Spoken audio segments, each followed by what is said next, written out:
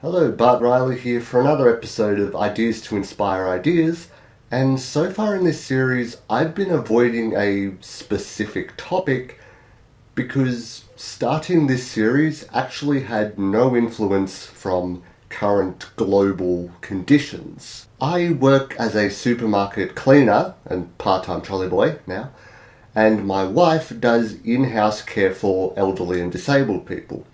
So between us, we have to be very careful about hygiene. Doing this series has been in addition to my daily lifestyle, not instead of. Having kept working, I can say that my particular little town didn't shut down as much as became very hostile with the concept of personal space. We're beginning to open up again, not slow enough for my liking, but a lot of people could have taken the information a bit better.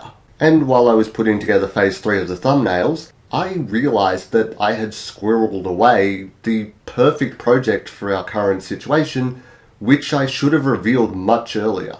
Yeah, I dropped the ball on this one. Now that we seem to be on our way out of this dark time, someone with a lot more creative motivation than myself could have taken this idea, thrown something together, pushed it out to the public, and become a figurehead for cleanliness. In the same vein as wash your hands, but not as mournful. I'm going to have a moment of silence, but feel free to pause the video and have your own. Anyway, on to the pitch. This one was inspired by my second trip to PAX Australia, and in particular the most enthusiastic lanyard salesman I have ever met. Lanyards. Take the lanyards. Yep. Thank you. You know you want some lanyards around your neck. Thank you. These premium quality bona fide lanyards. Lanyards, lanyards, lanyards. You don't make friends without lanyards. I affectionately nicknamed him Lanyard Leonard and conceived a game around his fantastic exploits of distributing lanyards to the convention goers. The plot line I'm just going to read out. Unlike my Patreon briefs that were written, rewritten, reworded and edited, this is just the first run through, so it's not going to be as fancy as previous reads. Lanyard is an employee of PAX, Penny Arcade Expo, in case you don't know, handing out lanyards to expo goers as they arrive.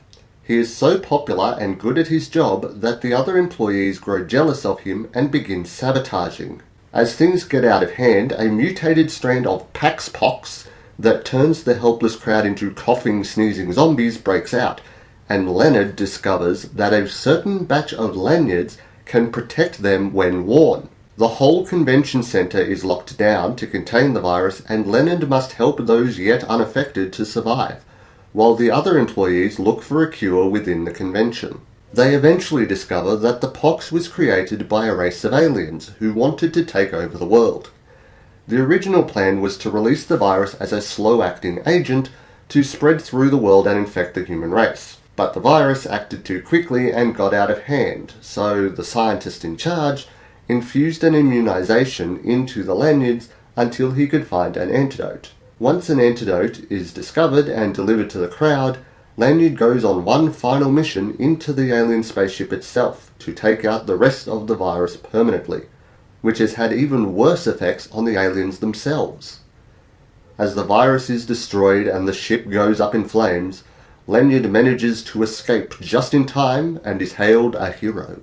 I know in current times that kind of sounds simplified and inappropriate even, but with enough research and creativity, I think it could have been presented as an informative guide on social distancing, especially in a compact area where lots of sick people could be. Not to be presented as fear-mongering, so the coughing, sneezing zombies can go. This was a speedrunning puzzle game where you were jumping around walls like a ninja, throwing lanyards at people and avoiding handshakes. And even though it was at a video game convention, I thought of the cutscenes as comic book panels, where it's just sliding along dramatically with the voiceovers and music and that. I never thought too deep into how the mechanics work for this one, But I did think the upgrade system could work on a level by level basis. You buy the power-ups from a shop and have them at the start of each level to customize your abilities. If you want a challenge, you go with no power-ups in the later levels. If you want to have fun, you can randomize them. If you want to break the speed record, you pick those appropriate power-ups. And if you want to go higher score, you increase your lanyard toss distance. There, that's my idea. Go make a game before coronavirus disappears. I know we want it to disappear, but go now, hurry! Thanks for watching. This is my verbal declaration that I will not sue anyone for using the previous outline to create their own work, regardless of how much fame or money you might get from it.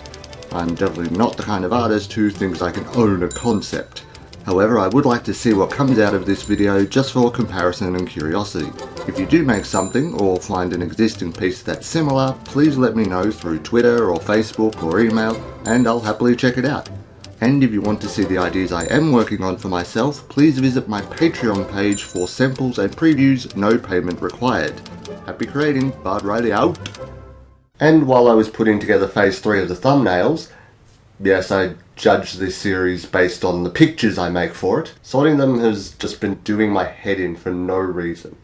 And now pushing this episode up, I have to reorganize it all over again.